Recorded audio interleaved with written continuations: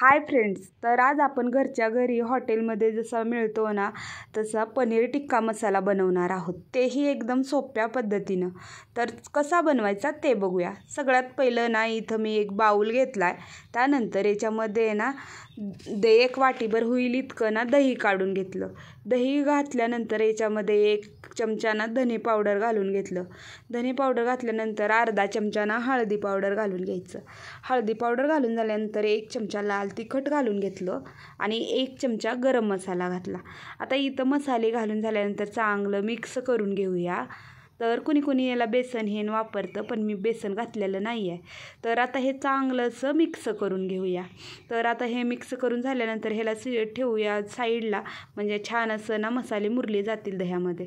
त्याच्यासाठी साईडला ठेवून दिलं. त्यानंतर दुसऱ्या साईडला बघा मी का नाही असं क्यूबमध्ये ना 1 कांदा, 1 टमाटर आणि अर्धा शिमला मिरची ना कट करून घेतले मोठ्या मोठ्या तुकड्यामध्ये. तर आता हे कट करून झाल्यानंतर दुसऱ्या साईडला मी लगेचच ना पाव किलो पनीर ना मोठ्या मोठ्या तुकड्यामध्ये असं कट करून घेणार आहे. तर तुम्ही बघू शकता व्हिडिओमध्ये जास्त छोट्याही नाही आणि जास्त मोठेही नाही, असे मीडियम साईजचे ना पनीरचे तुकडे करून घेतलेले आहेत. त्यानंतर बघा जो मसाला तयार करून घेतला होता त्याच्यामध्ये घालून घ्यायचा आहे. तर आता याला घालून घेतलेला आहे, बघू शकता. आता याच्यामध्ये कांदा, शिमला मिरची, टमाटर हे पण घालून घेऊया. आता हे घालून झाल्यानंतर चांगलं असं ना मिक्स करून घ्यायचं आहे. तर आता इथं ना मी मिक्स करून घेते आहे. तर आता इथं मला थोडंसं बाऊल छोटा वाटत होता आणि व्यवस्थित मिक्स करता येत नव्हतं. त्याच्यामुळं ना मी याला दुसऱ्या भांड्यामध्ये काढून घेते, म्हणजे ना छान असं ना व्यवस्थित मिक्स केलं जावं त्याच्यासाठी.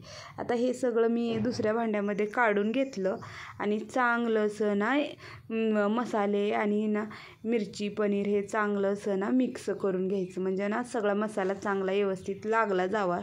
त्याच्यामुळं ना छान असं मिक्स करून घेतलं, बघू शकता. आता हे छान असं मिक्स करून घेतलेलं आहे. त्यानंतर दुसऱ्या साईडला ना मी पनीर मसाला घेतलेला आहे. त्यानंतर ना त्याच्यामध्ये थोडंसं ना दूध घालून घेते. तर तुम्ही ना दुधाऐवजी पाणीही वापरू शकता.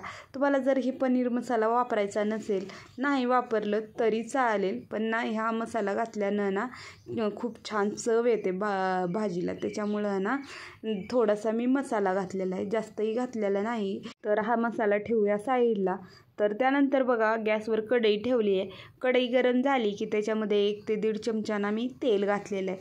तेलही छान गरम होऊ दिलं. त्यानंतर ना हे पनीर हे ना घालून घ्यायचं आहे आणि चांगलं असं ना परतवून घ्यायचं आहे. पनीर आणि हे सगळं चांगलं तेल सुटेपर्यंत छान असं परतवून घ्यायचं आहे. तर बघू शकता हे चांगलं असं मिक्स करून घेतलं. त्यानंतर आता याच्यामध्ये मीठ घालून घेऊया. आता मीठ घालून झाल्यानंतर चांगलं असं ना 1-2 मिनटं असं मिक्स करून घ्यायचं.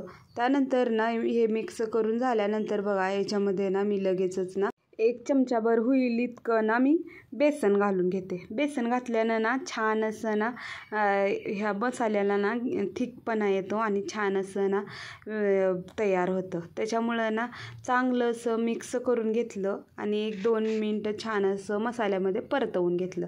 त्यानंतर बघा दुसऱ्या साईडला ना कढई ठेवलेली आहे लगेचच गरम करायला. कढई गरम झाल्यानंतर त्याच्यामध्ये 2 चमचे तेल घातलं. तेल चांगलं गरम होऊ दिलं. त्यानंतर त्याच्यामध्ये 1 चमचा ना जिरे घालून घेतलेले आहेत. जिरे घालून झाल्यानंतर लगेचच ना मी इथं 5-6 पाकळ्या लसूण आणि अद्रक आणि 1 हिरवी मिरची घालून ना वाटून घेतलेलं होतं. तर इथं मी अद्रक लसणाची पेस्ट घालून घेतली. तुम्ही रेडीमेड ही पेस्ट वापरू शकता. त्यानंतर 2 मोठे कांदे ना बारीक असे कट करून घेतलेले होते. तर कांदे घालून घेतले आणि चांगलं असं ना परतवून घेतलं. आता हे परतलं गेल्यानंतर लगेचच ना 2 टमाट्याची ना प्युरी बनवलेली होती, तर ही प्युरी घालून घेतली. त्यानंतर सोबतच 1 चमचा हळदी पावडर, 1 चमचा किचन किंग मसाला, 1 चमचा लाल तिखट आणि 1 चमचा ना कश्मीरी लाल तिखट घालून घेतलं. कश्मीरी लाल तिखट जास्त तिखट नसतं, फक्त कलरसाठी घातलेलं आहे. त्यानंतर ना याच्यामध्ये 1 चमचा धने पावडर घातलं आणि हे सगळे मसाले चांगले असे तेल सुटेपर्यंत त्याला परतवून घ्यायचं आहे. आता ह्याला छान असं परतवून घेऊया. आता जेवढं मसाले हे परतले जातात ना तेवढं भाजीला टेस्ट छान येते, त्याच्यामुळं ना चांगलं असं परतवून घेऊया. त्या अगोदर बारीक चिरलेली ना कोथिंबीर घालून घेऊया. तेलामध्ये कोथिंबीर टाकल्यानं ना भाजीला खूप छान चव येते, त्याच्यामुळं ना कोथिंबीर घालून घेतली. आता चांगलं असं मिक्स करून घेतलं. आता याला तेल सुटेपर्यंत परतवून घेऊया 1-2 मिनटं. आता तुम्ही बघू शकता मसाल्याला छान असं तेल सुटलेलं आहे.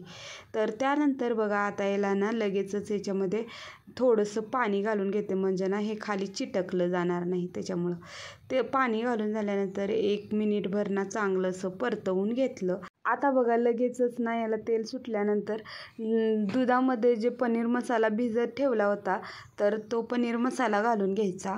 तर पनीर मसाला ना तुम्हाला आवडत असेल तर घालू शकता, नाही आवडत असेल नाही घातलं तरी चालतं.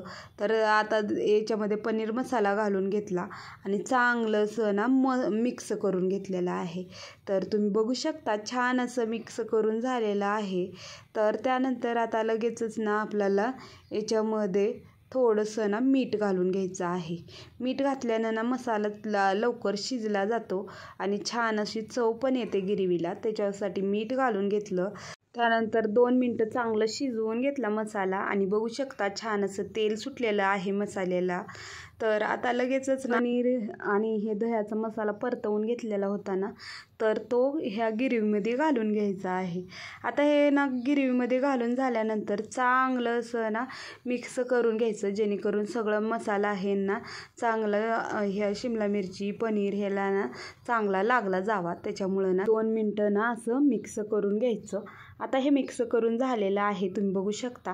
त्यानंतर याच्यामध्ये थोडंसं पाणी घालून घेतलं. लगेचच ना चवीनुसार मीठ घालून घेतलं आणि ह्याला चांगलं मिक्स करून घेऊया. आता मिक्स करून झाल्यानंतर 5 मिनटं याला ना शिजवून घ्यायचं आहे. जास्त वेळ शिजवण्याची काही गरज नाही, कारण ना आपण पहिलंच मिरची कांदा परतवून घेतला होता, त्याच्यामुळं जास्त वेळ लागत नाही. आता ह्याला चांगलं शिजवून झालेलं आहे. 5 मिनटं झालेले आहेत बघू शकता आणि छान असं तेल सुटलेलं आहे. एकदम सोप्या पद्धतीनं घरच्या घरी ना एकदम छान असा आपला पनीर टिक्का मसाला तयार झालेला आहे.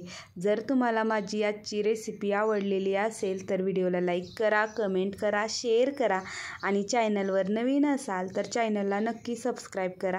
तुम्ही याला नानसोबत किंवा चपातीसोबत खाऊ शकता, खूप छान लागतं. चला मग भेटूया आणखीन एका अशाच साध्या सिंपल रेसिपीमध्ये. तोपर्यंत